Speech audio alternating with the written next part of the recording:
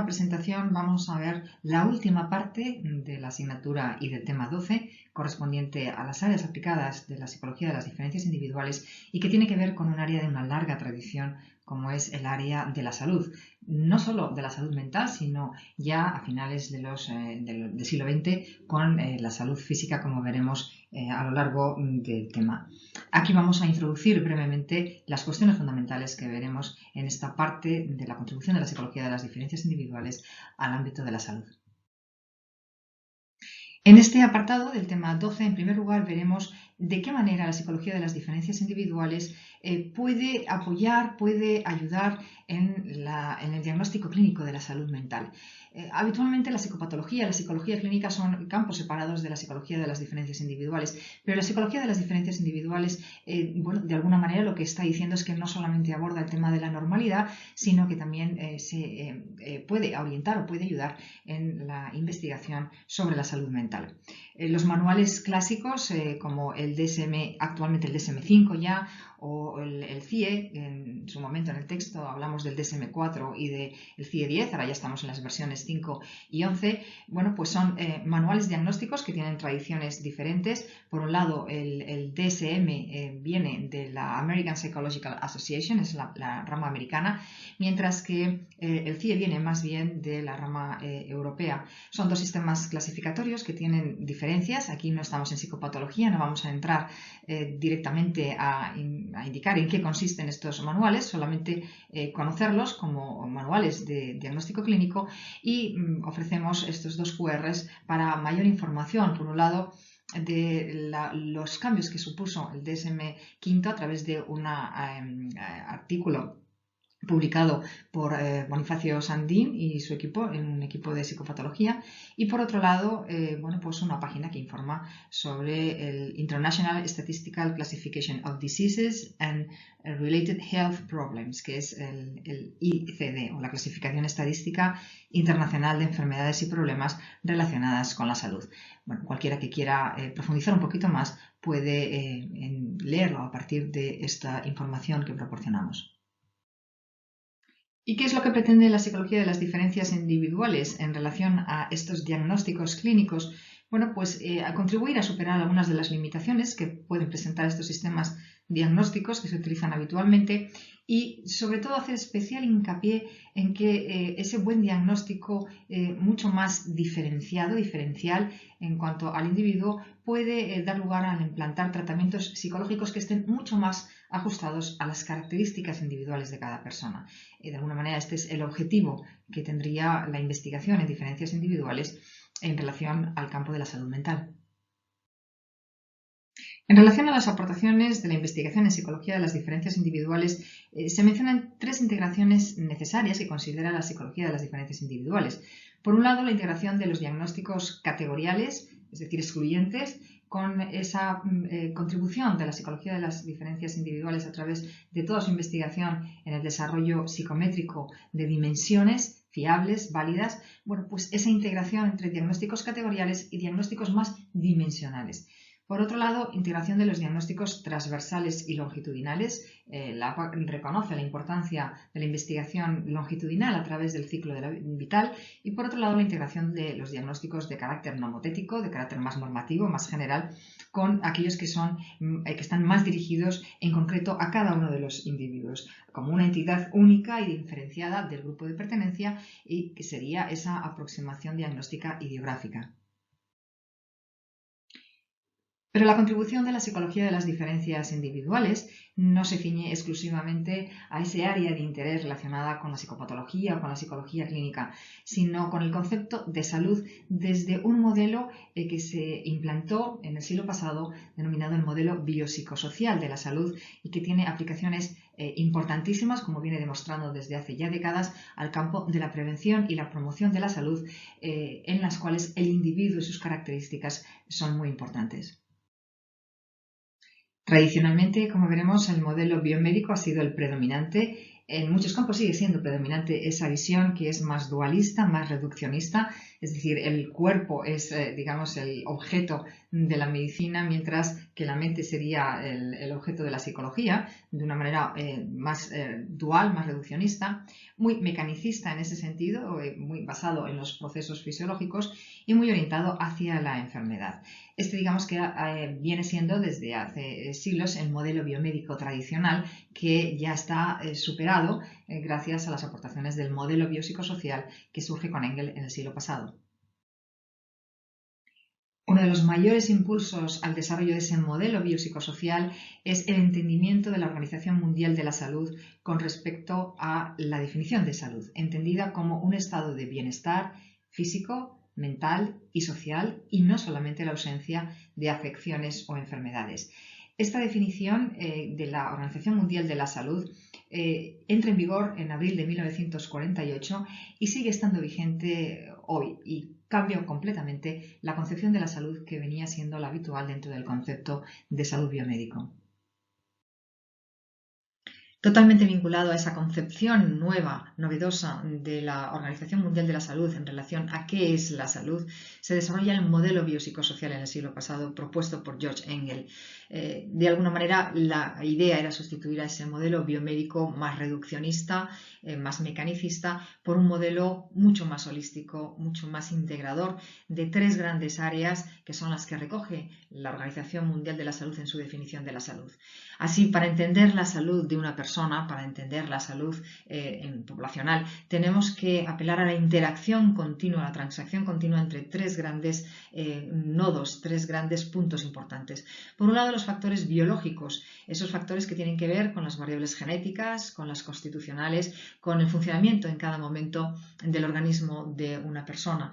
Esto en interacción con los factores sociales que tienen que ver pues, con las variables culturales, de cómo se entiende la salud en un contexto cultural, cómo ha ido desarrollándose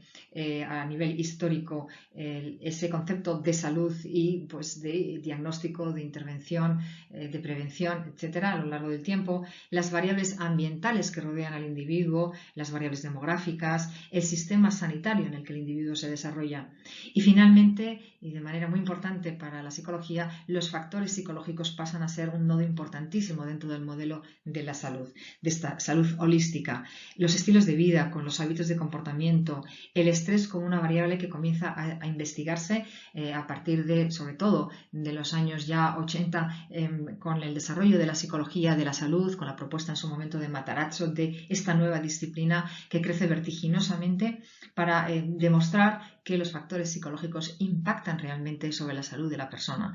Las variables de personalidad se comienzan a investigar también cómo algunas variables, algunas dimensiones son importantes para entender tanto la salud como la enfermedad.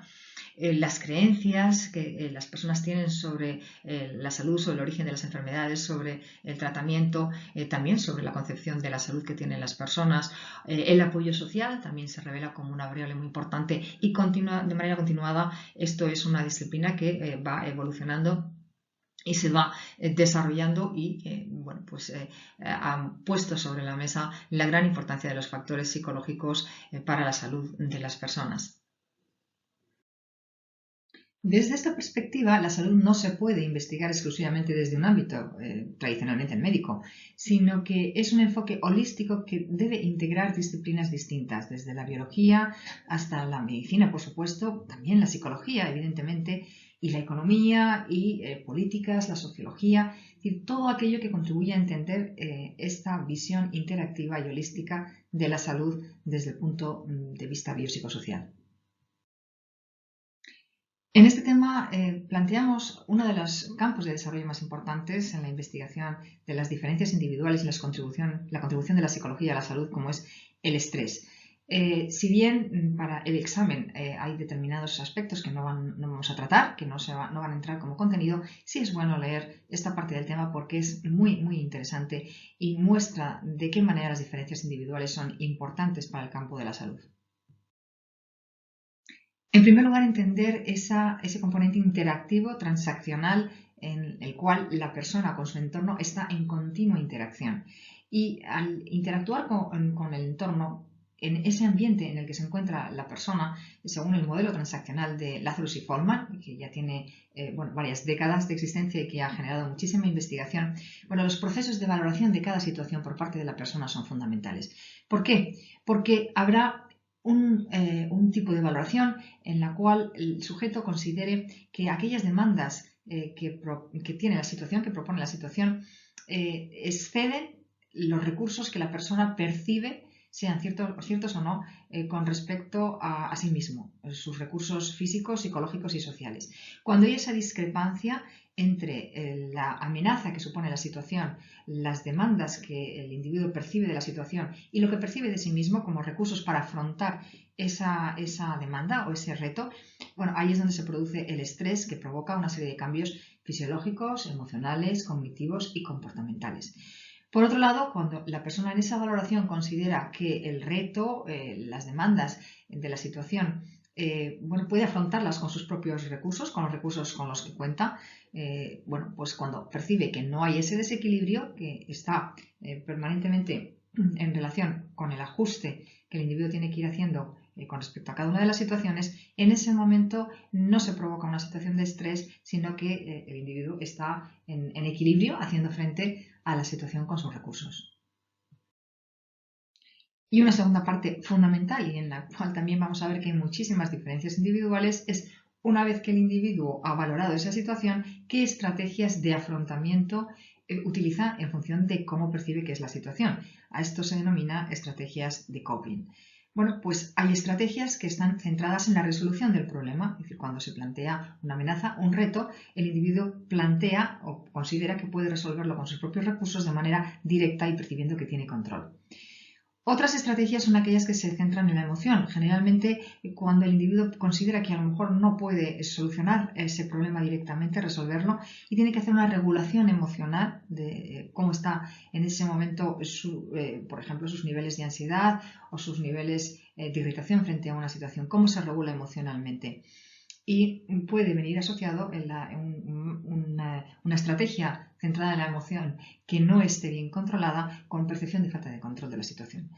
Por otro lado, la tercera estrategia de afrontamiento importante es la evitación. Es decir, cuando el individuo ni resuelve ni está centrado en sus emociones, en lo que le ocurre, sino que evita la situación. Es la huida de la fuente del reto, de la amenaza, de la demanda, del estrés. Es decir, el individuo no resuelve. Esas son las tres grandes estrategias de afrontamiento que se traducen en estilos más o menos estables que diferencian a las personas entre sí y que tienen sus consecuencias de mucho tipo a lo largo de la vida. En relación a los principales sistemas fisiológicos que se ponen en marcha frente al estrés percibido, distinguiremos entre cuando se trata de una amenaza breve y el individuo tiene que movilizarse para resolverla, cuando es una amenaza sostenida a lo largo del tiempo en situaciones de estrés más prolongadas y cuando ya se transforma en una amenaza crónica. Cada una de estas amenazas tiene una respuesta fisiológica que es conveniente conocer. No entra en este caso para el examen, pero recomiendo el leerlo, el conocerlo, aunque posteriormente a lo largo de la carrera se verá en mayor detalle. Y es muy importante conocer cuáles son los efectos del estrés psicológico, es decir, de ese estrés percibido, porque en última instancia el estrés lo percibe la persona, es decir, es una valoración personal. A corto plazo, como podemos ver aquí, tienen numerosos efectos fisiológicos y efectos psicológicos que todos hemos experimentado en algún momento de nuestras vidas y que podemos identificar a lo largo de los distintos síntomas que se aprecian en esta diapositiva.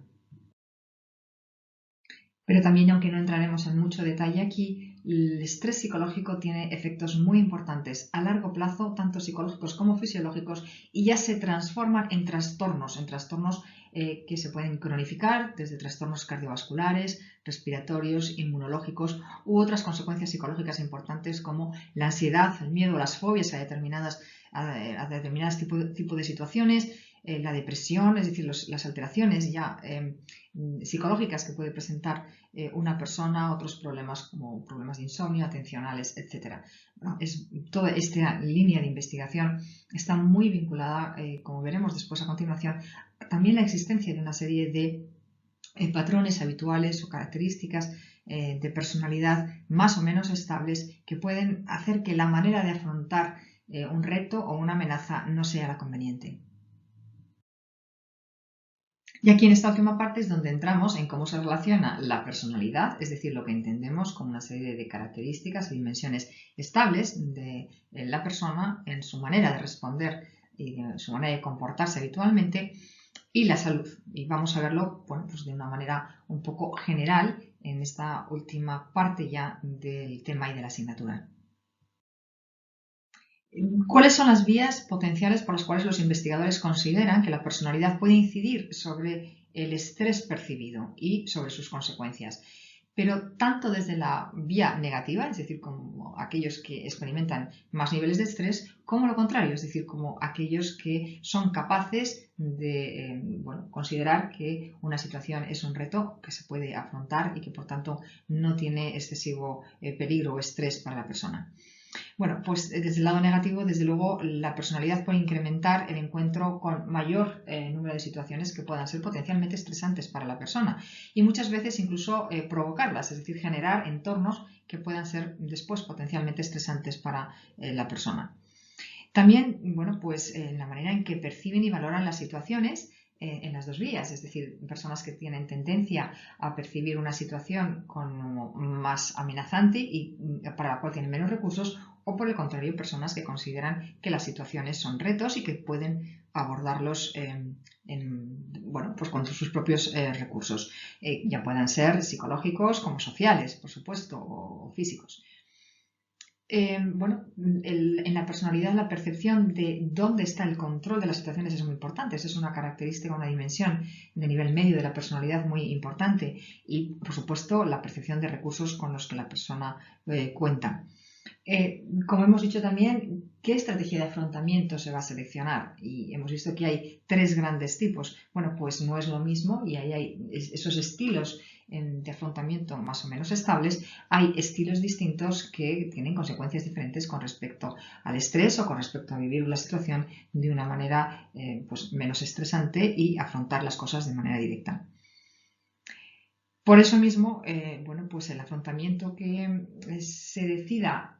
o que el individuo elija en cada ocasión es muy importante, y cuando tiende a elegir siempre el mismo tipo de afrontamiento que genera más estrés, es decir, cuando no se resuelve, cuando es un afrontamiento muy, muy emocional o cuando la persona sistemáticamente evita, bueno, pues puede generar también mayores niveles de estrés y, por tanto, esas consecuencias que no solamente son del momento puntuales, sino que se pueden cronificar.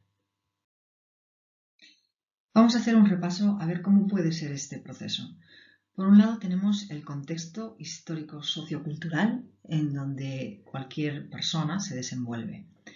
Después están las diferencias individuales en función de distintas variables como las que hemos visto a lo largo de la asignatura. Y toda una historia de interacciones si nos basamos en los modelos interaccionistas entre la persona y las situaciones en las cuales se va desenvolviendo, se va desarrollando. A partir de ahí podemos hablar de una configuración de unas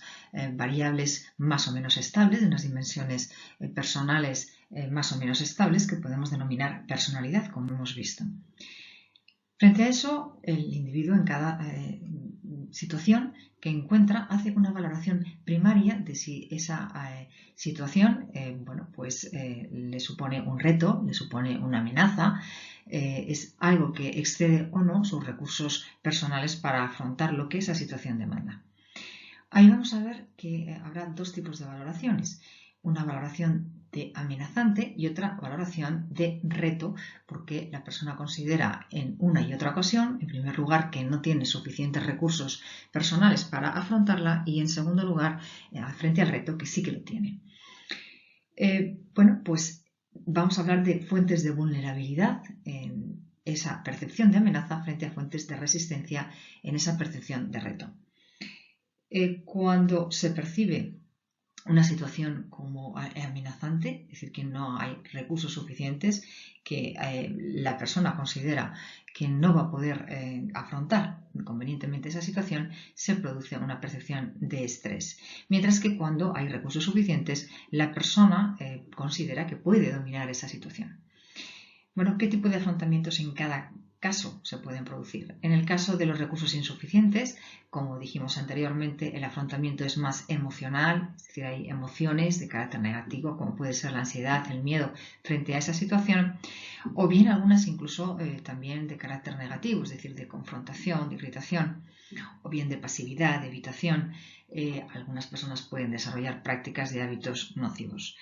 En función de ese tipo de respuesta puede generarse una respuesta a su vez fisiológica de los ejes 2 y 3. Habría que ver la diapositiva anterior, aunque como he dicho no entraría para el examen. Y son personas que a lo mejor pueden tardar en volver a su línea base homeostática. Además a nivel psicológico se produciría malestar. Esto conduce a un afrontamiento insatisfactorio que si hay una intensidad alta, elevada y recurrente puede tener efectos realmente nocivos para la salud. Por otro lado, las personas que frente a situaciones que pueden ser demandantes perciben que tienen recursos suficientes, el afrontamiento se suele caracterizar por un afrontamiento activo de resolución de problemas, por planificación de la resolución, es decir, qué es lo que voy a hacer, voy a planificar cómo resuelvo esta situación. A veces una reevaluación positiva, emocional, es decir, esta situación me aporta otras cuestiones que son positivas y que pueden ser buenas para mí. Y la práctica de hábitos saludables. Imaginaros, puedo salir a correr, por ejemplo, ante una situación que me genera cierta inquietud. La respuesta biológica o fisiológica en ese sentido será una respuesta más adaptada, no habrá esa hiperreactividad fisiológica con un retorno rápido a la línea base, si en algún momento ha habido una cierta reactividad, y más relacionado con estar en un estado de bienestar psicológico, de balance positivo del afecto, de las emociones. Bueno, esto, si también se produce de manera más o menos recurrente, estable, es un afrontamiento satisfactorio que ejerce efectos protectores de la salud. ¿Por qué? Bueno, pues porque, como vemos en la diapositiva, generará unas fuentes de resistencia que progresivamente se irán consolidando, mientras que en el caso de la percepción de amenaza recurrente con un afrontamiento no positivo, bueno, pues irá generando también, se irá consolidando esas fuentes de vulnerabilidad personal frente al estrés. De alguna manera se aprende a reaccionar positiva o negativamente frente a situaciones que son demandantes. Viniendo a nuestra disciplina, es decir, a la psicología de las diferencias individuales, podemos hablar de que hay ciertas dimensiones que pueden ser denominadas dimensiones de vulnerabilidad frente a la salud en el campo en el que nos estamos moviendo en estos momentos. Por un lado, dimensiones concretas que pueden ser motivacionales, cognitivas y emocionales han mostrado a través de numerosas investigaciones que pueden ser perjudiciales en el corto y largo plazo para la salud.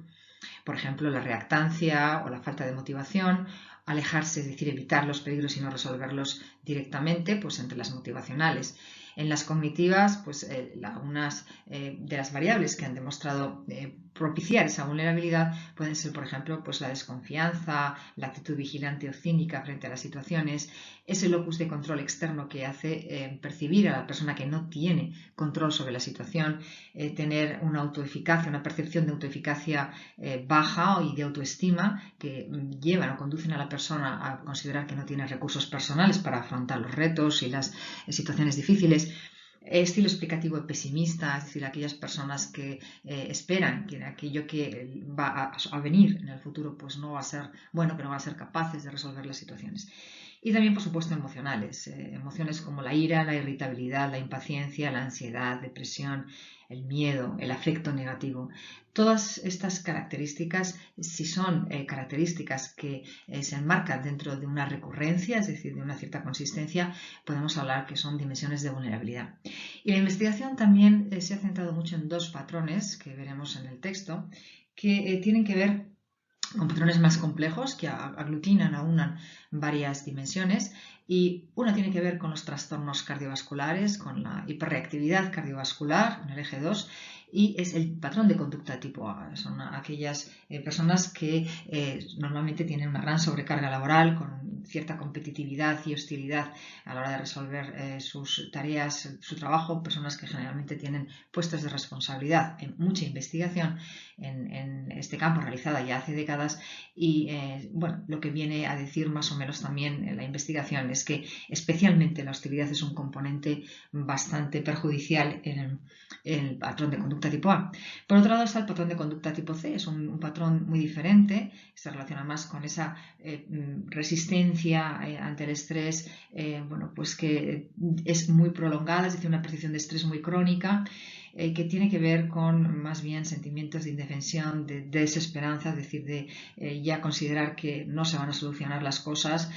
con un control de las emociones, con intentar armonizar todo lo que hay en el entorno a costa muchas veces de las necesidades personales, el bloqueo de la expresión emocional. Bueno, el tipo C en algunas investigaciones se ha relacionado con el desarrollo en mayor medida de problemas que puedan tener que ver con el cáncer. En cualquier caso, son investigaciones que se siguen realizando, que se sigue avanzando a lo largo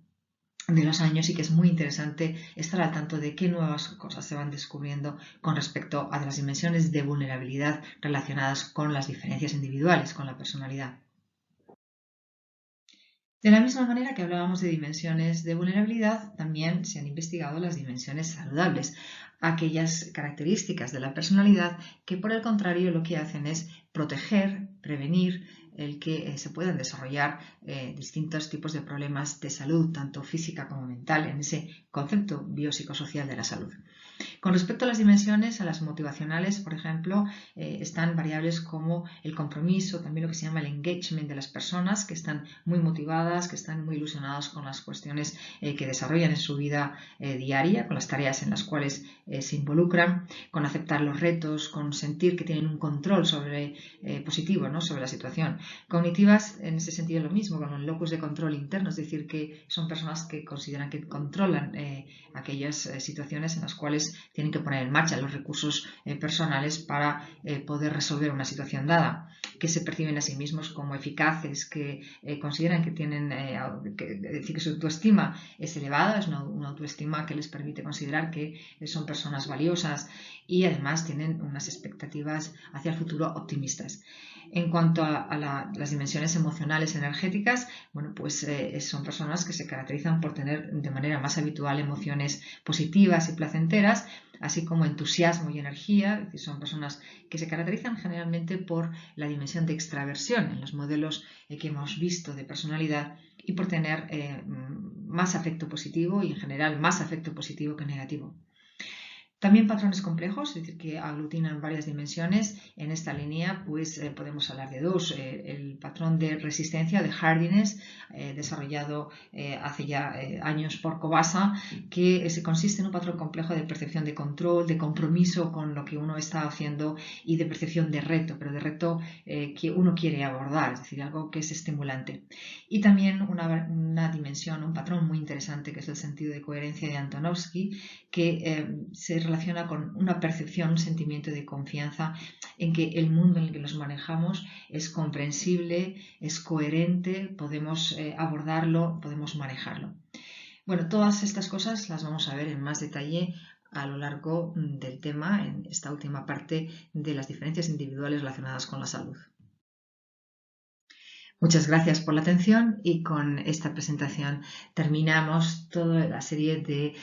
vídeos que hemos ido grabando para introducir cada uno de los temas de la asignatura de la psicología de las diferencias individuales. Muchas gracias.